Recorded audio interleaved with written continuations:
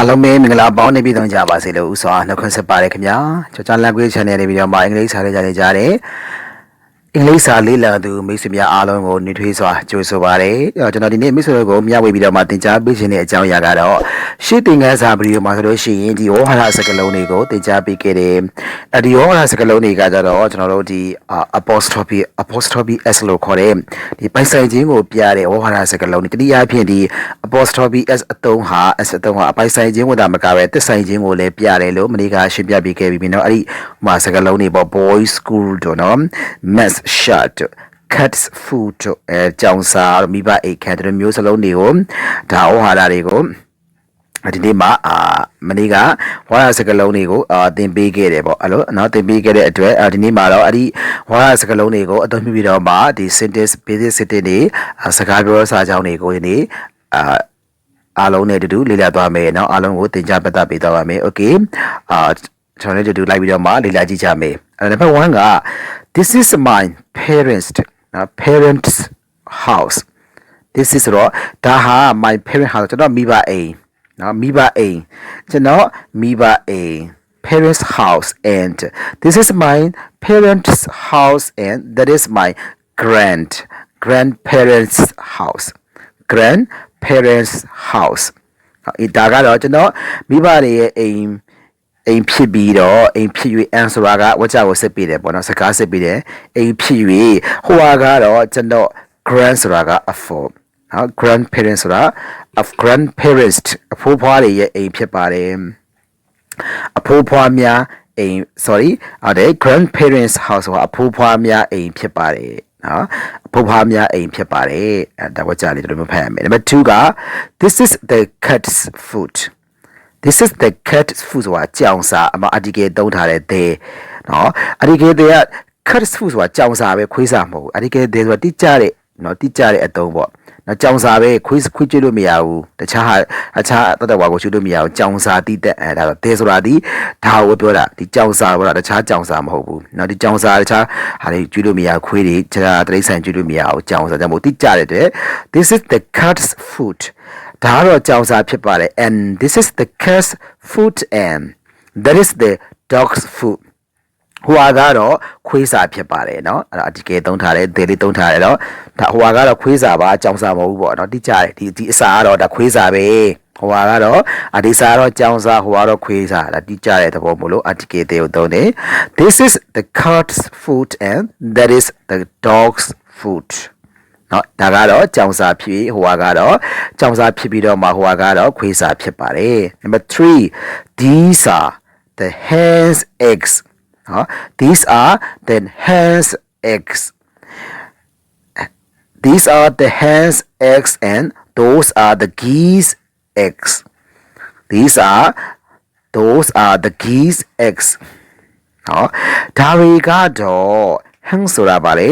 hen hen ဆိုတာကကြည့်အဲ့တော့ hens အဲ့တော့ကြည့်ဥပေါ့နော်ဒါတွေကတော့ကြည့်ဥတွေဖြစ်ပြီးတော့ဟိုဟာတွေကတော့ငန်းဥတွေဖြစ်ပါတယ် geese eggs ငန်းဥတွေပါ GGS မှာအများဖြစ်တဲ့အတွက် these are the hens eggs and those are the geese eggs နော် eggs အဲ့တော့ဒါတွေကတော့ကြည့်ဥတွေဖြစ်ပြီးတော့ဟိုဟာတွေကတော့ငန်းဥတွေဖြစ်ပါတယ် number 4 the children's shoes are in the parents room the children's shoes ဆိုတာကလေးစီဖက်နက်နော် children's shoes ဆိုတော့ကလေးစီဖက်နက်ဖြစ်ကြပါတယ်ရှိကြပါတယ်ဒီမှာရှိလဲဆိုတော့ in the parents roomမိဘတွေအိတ်ခမ်းမှာရှိပါတယ်အဲ့ဒါ verb to be ရဲ့နောက်မှာနေရာပြပုတ်လိုက်တာပေါ့နော်နေရာပြပုတ်ဆို in ဆိုတဲ့ဒီနေရာပြပုတ်လိုက်တဲ့ verb to be နဲ့ဒီနောက်မှာနေရာပြပုတ်တဲ့အခါမှာဘာသာပြန်တဲ့အခါမှာဖြစ်တည်လို့မပြန်ရဘူးเนาะကလေးစီဖက်တဲ့ဒီမိဘအိတ်ခမ်းဖြစ်တယ် verb to be ရဲ့ဖြစ်ကရိယာဖြစ်ရှိပေါ့နော်အဲ့တော့ဒီ verb to be ရဲ့နောက်မှာနေရာပြပုတ်တဲ့အခါမှာရှိတည်လို့ပြန်ရမယ်ဘာသာပြန်ရင် the children's shoes are in the parents room ကလေးစီဖက်တွေဟာမိဘအိတ်ခမ်းမှာရှိပါတယ်ကျွန်တော်ပတ်ပြရမယ်နော် number 5 these are the girls coats and those are the boys coats ဒါတွေကတော့မိကလေးကိုကိုအင်ကြီးတွေမိကလေးကိုကိုအင်ကြီးတွေဖြစ်၍ဟိုဟာတွေကတော့ယောက်ျားလေးကိုကိုအင်ကြီးတွေဖြစ်ပါတယ် These are the girls coats and those are the boys coats နော် Number 6 These are the men's shoes and those are the these are the men's shoes and those are the women's shoe ဒါတွေကတော့နော်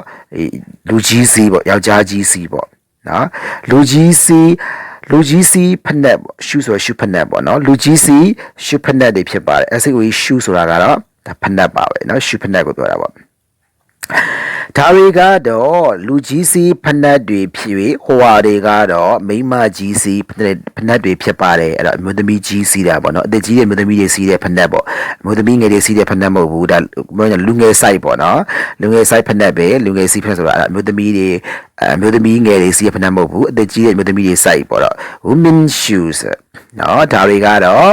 လူကြီးစီးဖက်နက်တွေဖြစ်၍ဟိုဟာတွေကတော့အမျိုးသမီးကြီးစီးဖက်နက်တွေဖြစ်ပါတယ် Number 7 These are the men's coats and those are the ladies coats ဒါတွေကတော့လူကြီးဝကိုအင်ကြီးတွေဖြစ်၍ဟိုဟာတွေကတော့အမျိုးသမီးဝကိုအင်ကြီးတွေဖြစ်ပါတယ် ladies တော့ဒါအမျိုးသမီးငယ်တွေပေါ့နော်ဒီလူငယ်မျိုးသမီးတွေဝတ်တဲ့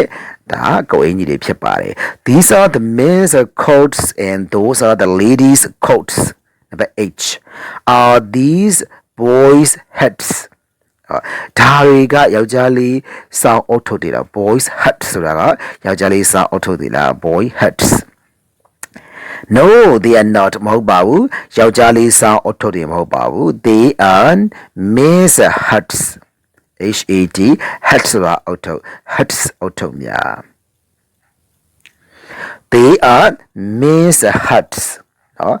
ဒါတွေကတော့ဒါလည်းလူကြီးဆောင်အုပ်ထုတ်တွေဖြစ်ပါတယ် Number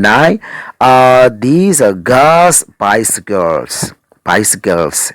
ဒါတွေကမိန်းကလေးစီးစပိန်တွေလား No they are not မဟုတ်ပါဘူးမိန်းကလေးစီးစပိန်တွေမဟုတ်ပါဘူး They are boys bicycles They are boys bicycle ဒါတွေကယောက်ျားလေးစီးစပိန်တွေဖြစ်ပါတယ် these boys shirts ဒါတွေကယောက်ျားလေးဝတ်ရှက်အင်ကြီးတွေလား No they are not မဟုတ်ပါဘူးယောက်ျားလေးဝတ်ရှက်အင်ကြီးတွေမဟုတ်ပါဘူး They are men's shirt ဒါတွေကလူကြီးဝတ်ရှက်အင်ကြီးတွေဖြစ်ပါတယ်လူကြီးဝတ်ရှက်အင်ကြီးတွေဖြစ်ပါတယ်ဒီမှာအစကြနေခဲ့တယ် They are men's shirtsယောက်ျားလေးလူကြီးဝတ်ရှက်အင်ကြီးတွေပါ11 The dining room is downstairs and the bedrooms are upstairs dining room ဆိုတာကထမင်းစားခန်း is ဖြစ်တယ်မှာလေထမင်းစားခန်းကအပေါ်ထဲမှာရှိ၍bedrooms အိမ်ခန်းကတော့အောက်ထပ်မှာရှိပါတယ် upstairs Sorry, I missed it. မှားသွားတယ် The dining room is downstairs. Down ဆိုတာကအောက်ထပ်မှာ The dining room is downstairs. တမင်စားခန်းကအောက်ထပ်မှာရှိ၍ and the bedrooms are upstairs. အိမ်ခန်းကတော့အပေါ်ထဲမှာရှိပါတယ်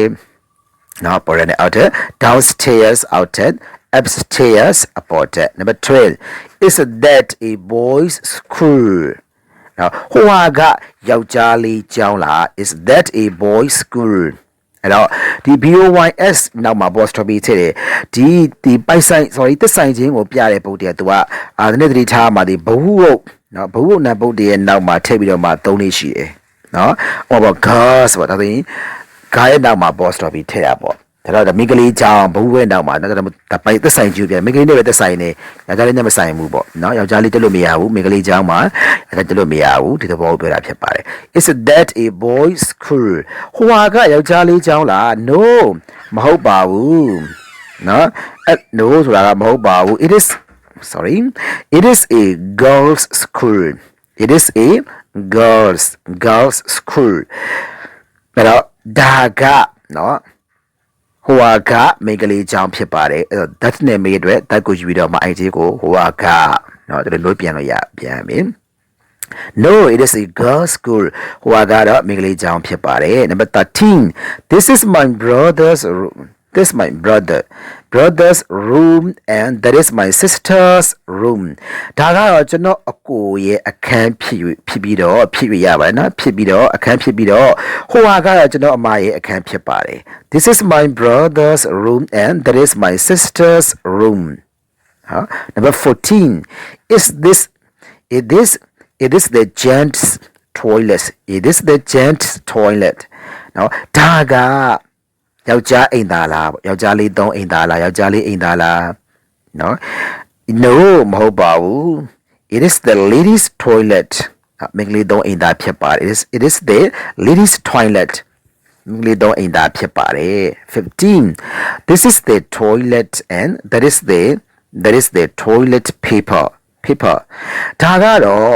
အိမ်သားပေါ့ toilet ဆိုတာအိမ်သားဖြစ်ပြီးတော့ဟိုကတော့အိမ်သားသုံးစကူဖြစ်ပါတယ် This is the toilet and that is the toilet paper နော်ဒါ speaking ပဲစကားပြောဖြစ်ပါတယ်နော်အဲ့တော့တခါလေစာကြောင်းတွေကိုလေ့ကျင့်နေနေပဲကိုကစကားပြောလေ့ကျင့်ပြီးသားဖြစ်တယ်နောက်ပြီးတော့မှဒီအင်္ဂလိပ်စာကြောင်းကိုစုံနေနေလေပဲဒါမြန်မာလိုလေးဟိုဒီဘာသာပြန်တရားမလို့ပဲနဲ့ဒါသိအောင်ပေါ့နော်လေ့ကျင့်ပေးပါ Okay နော် Number 16 Are these boys coats ဒါတွေကယောက်ျားလေးကိုကိုယ်ကြီးတွေလားယောက်ျားလေးကိုကိုယ်ကြီးတွေလား No sorry ဒီမှာမာနေပါတယ်No မဟုတ်ပါဘူး They are men's coat They are men's coats နော်ဒါတွေကပါတော့လူကြီးဝကိုင်းကြီးတွေပါတော့ boy ဆိုလူငယ်ပေါ့နော်ယောက်ျားလေးဝလူငယ်လားလူငယ်ဝကိုင်းကြီးလားမဟုတ်ပါဘူးလူကြီးဝ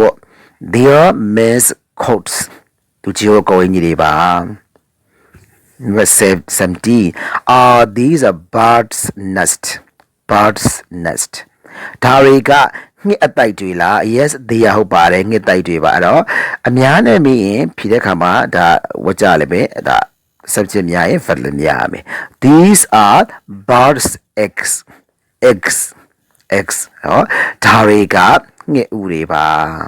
နော် birds eggs ငှက်ဥတွေပါ 18 Is this a boys hostel Is this a boys hostel ဒါကယောက်ျားလေးအဆောင်လား No မဟုတ်ပါဘူး It is a girls hostel It is a girls hostel ဒါကတော့မိန်းကလေးအဆောင်ဖြစ်ပါတယ်နော် Is this a boys hostel No it is a girls hostel Number 90 What are those ဟိုတွေကဘာလဲ What are those ဟိုတွေကဘာလဲ They are girls skirts What are those ဟိုတွေကဘာလဲ They are girls skirts မိကလေးဝဟိုတွေကတော့မိကလေးဝခေါင်းနေပါစကတ်တွေပါပေါ့နော် Number 20 What are these ဒါတွေကဘာတွေလဲ They are women's skirtsဒါတွေဒီဟာတွေကမိမကြီးဝခေါင်းနေပါအမျိုးသမီးကြီးဝခေါင်းနေဖြစ်ပါတယ်အမျိုးသမီးကြီးဝစကတ်တွေဖြစ်ပါတယ် What are these They are women's skirtsဒါတွေကတော့ဒါမိမကြီးဝတ်တဲ့ခေါင်းနေဖြစ်ပါတယ်အဲ့ဒါကဒီသစ္ဆိုင်ခြင်းကိုပြတဲ့အသုံးဖြစ်ပါတယ်နော် apostrophes s ကိုသုံးပြီးတော့မှသစ္ဆိုင်နေဆိုတာကဟိုမိန်းကလေးနဲ့သစ္ဆိုင်တာဒါကတော့မိန်းကလေးသစ္ဆိုင်တဲ့အရာဒါကတော့ယောက်ျားလေးနဲ့သစ္ဆိုင်တဲ့အရာဆိုတဲ့သစ္ဆိုင်ခြင်းကိုပြတဲ့ဒါအသုံးတွေကိုဒီ vocabulary တွေကိုသုံးပြီးတော့မှဒါစာကြောင်းတွေဒီနေ့ရေးပြီးတော့မှဒါလေ့ကျင့်တာဖြစ်ပါတယ်ဒီစာကြောင်းတွေကိုလည်းကိုကလေ့ကျင့်မှာဖတ်ပါကျွန်တော်တို့ကအတန်ထက်ပြီးတော့ဖတ်ရမှာမကြောက်ပါနဲ့နော်ငါအတန်ကြီးမှားနေမလားဖတ်ပါဘာမှမဖြစ်ပါဘူးနော်ကျွန်တော်တို့ကအမှားကြောက်လို့မလုပ်ရင်ကျွန်တော်ဘာမှလုပ်တော့မှာမဟုတ်ဘူးနော်ဘဝမှာအဲ့တော့ it is not important ရေးမကြည့်ပါဘူးကျွန်တော်တို့အမှားကျွန်တော်တို့ရေးမကြည့်ပါဘူး နော်